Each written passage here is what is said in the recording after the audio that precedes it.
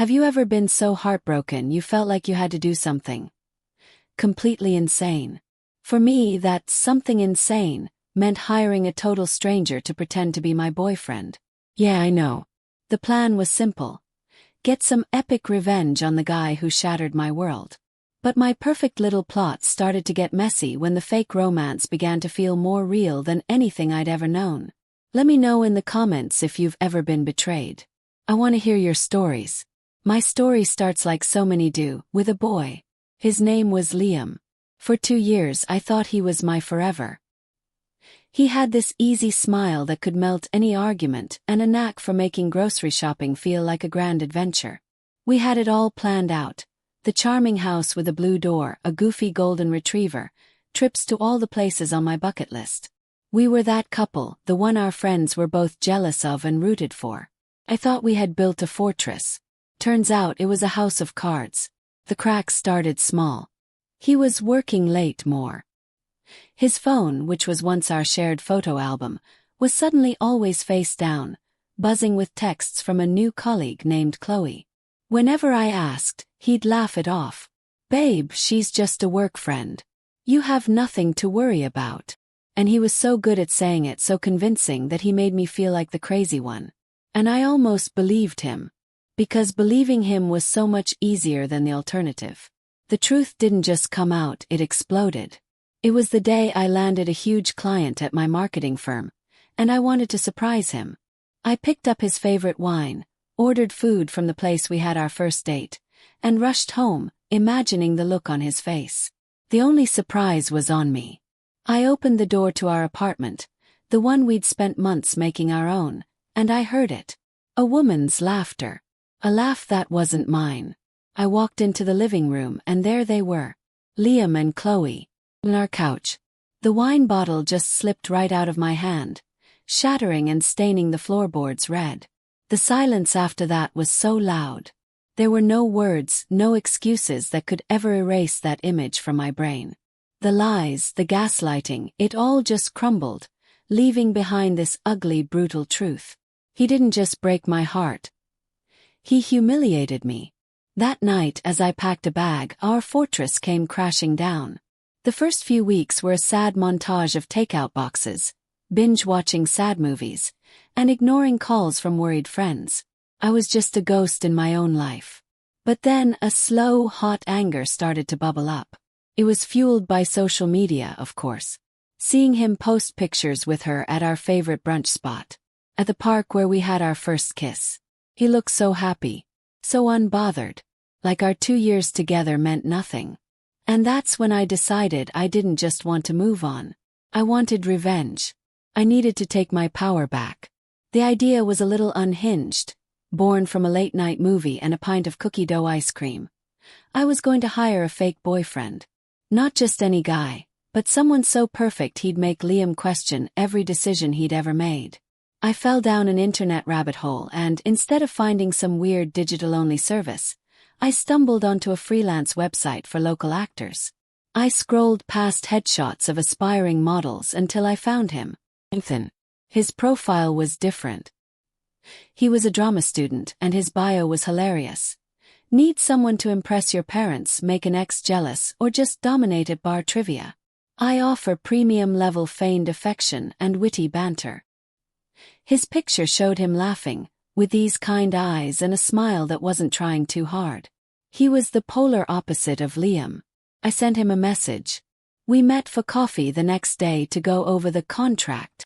He was even more charming in person. He listened to my entire crazy plan with this little amused smirk. "Okay, let me get this straight," he said, leaning back. "You want to launch a strategic multi-platform revenge campaign engineered to induce maximum regret in your ex?" I burst out laughing. "That's one way to put it, yes." We agreed on a price and a few ground rules.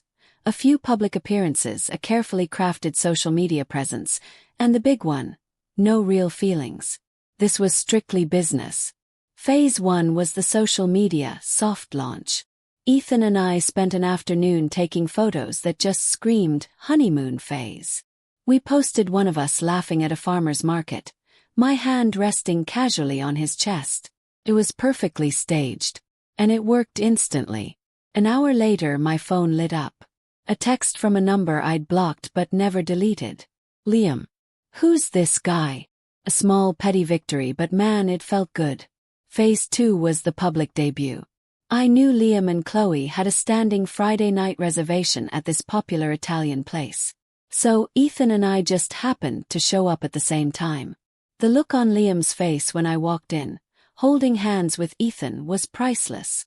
His jaw practically hit the table. Ethan was a total pro. He pulled out my chair, hung on my every word, and just looked at me with this fake adoration that felt shockingly real. I could feel Liam's eyes burning into us all night. Chloe just looked awkward. When we accidentally ran into them on our way out, the tension was so thick you could cut it with a bread knife. Liam tried to play it cool, but his knuckles were white. I felt a huge surge of triumph. But then things got complicated. To make it all believable, Ethan and I had to spend a lot of time together. Our planning sessions would turn into hours of just talking. He learned I wanted to start my own marketing agency. I learned he was obsessed with Shakespeare and had a ridiculous fear of pigeons. Our fake laughs became real ones. Holding his hand started to feel less like acting and more like instinct. This whole fake romance I'd cooked up for revenge was starting to feel more real than the relationship I had lost. And that's when Liam started trying to get me back. The texts became desperate apologies, declarations that he'd made a huge mistake.